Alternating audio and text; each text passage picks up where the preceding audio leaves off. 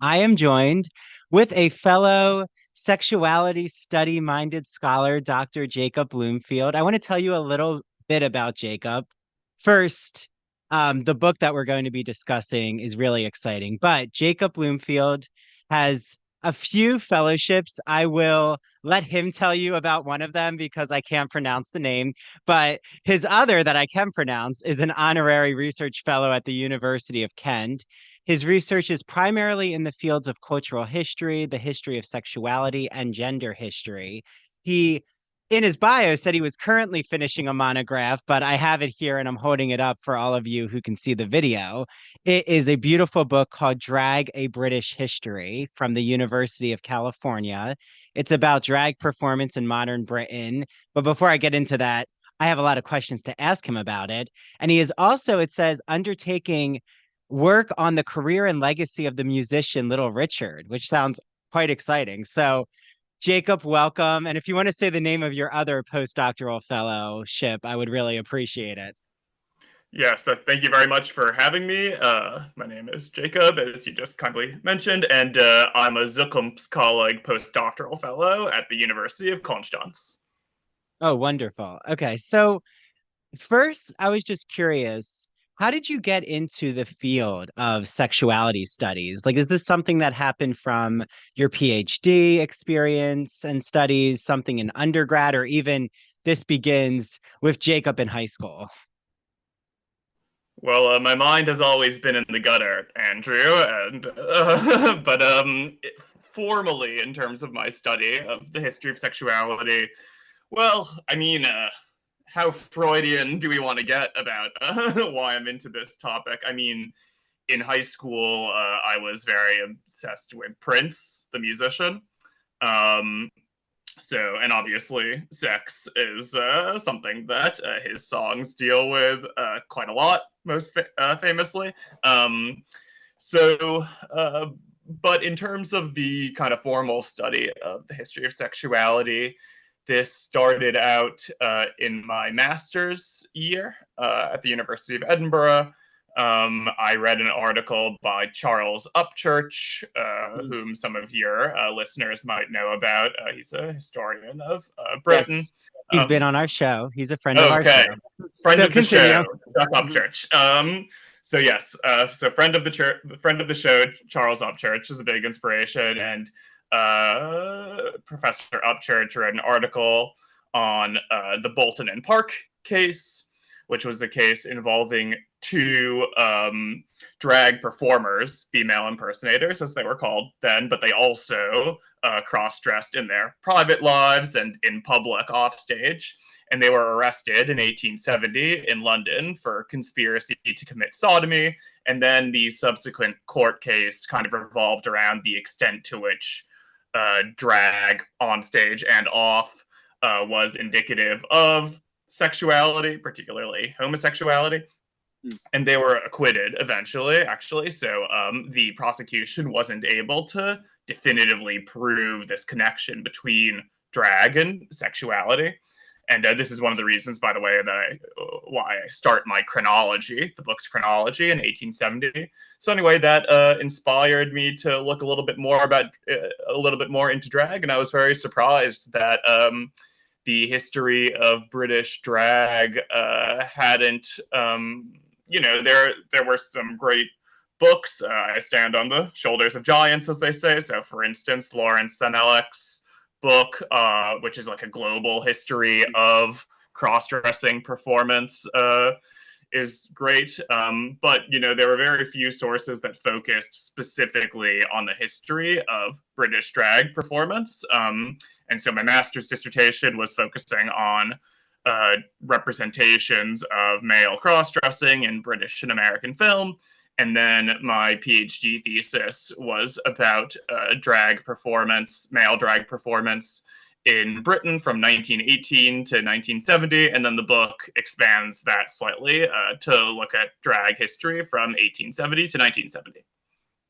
Well, and this is a great transition because I was going to ask you who is on the foundation or the precipice of allowing you to dive deep into male drag performance. Like I'm thinking there's a book called Vested Interests. Yeah, I'm pretty Marjorie Garber. sure. Okay, who is the author, Jacob? Marjorie Garber wrote Vested Marjorie Garber. Interest. Yes. Yeah. So, when you were looking into queer studies, like I know this is jumping to the end of your book, but you have this really fascinating just question about, is drag queer? And I'm curious, do you feel that the field of queer studies has greatly changed, like since you went into academic work on drag performance, or do you think that it is still a misunderstood aspect of queer studies, and there's still more of a slant or an angle on same-sex desire, even aspects of identity categories, like identity Mhm. sexuality categories supersede, say, the performativity of drag or masquerade or, the ballroom scene of hmm pose. hmm Yeah, thanks for your question. I mean, for the most part, I think the field of sexuality studies and queer history, etc., is great. Being a part of that, my book doesn't aim to be contrarian. And tell me if you'd like if I'm not answering a part of your question here. But I'd like to say first of all, to answer your question, that my book doesn't aim to be contrarian. It's not saying, oh, you, the reader, might think of drag as a queer art form, but it isn't actually. You know what I mean?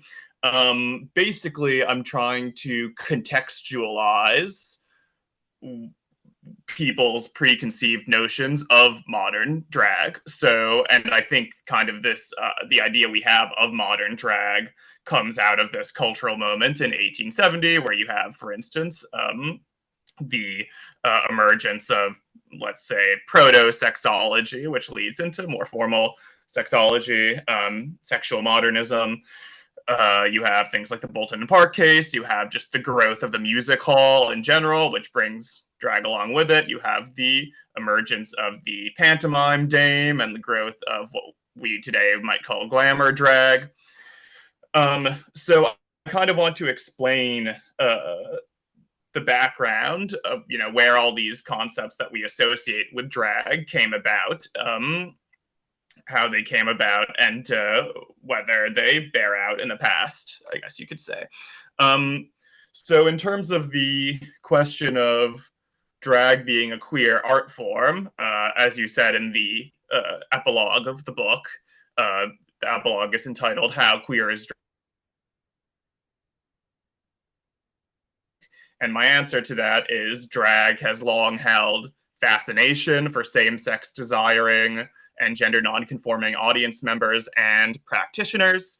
And so you definitely can't deny that connection. And I don't try to. Again, I'm not trying to be contrarian, and the book can be read as a queer studies book. But also, there are other associations that people have had, both on the practitioner side and on the audience side, that people have had with drag in the past, and the queer element shouldn't necessarily overshadow that. I think the example I use is, basically, we should see drag as an art form like any other, and people don't often essentialize other art forms. People don't often say that watercolor painting only means one thing. And similarly, historically, yes, drag has been a queer art form, but drag has also had many other meanings, and I dig into those other meanings throughout the book. And I'm not the only one making that argument. For example, you mentioned Marjorie Garber. Marjorie Garber has also discussed that in a vested interest as well, but I'm sort of pushing that argument forward. So I guess when I said is drag queer, that's not the same thing as how queer is drag. I mean, are those Okay. questions? Well, I'm just asking you, are they, like, just hypothetically spitballing? Are those different questions? Is how queer is drag different than is drag queer? That's a good question. I mean, I would say yes, drag is queer. I guess my answer, if so, maybe they're different questions, but I think they have the same answer. And I think I even say in that epilogue, drag is a queer art form as a single sentence, but drag also means many other things and has meant many other things.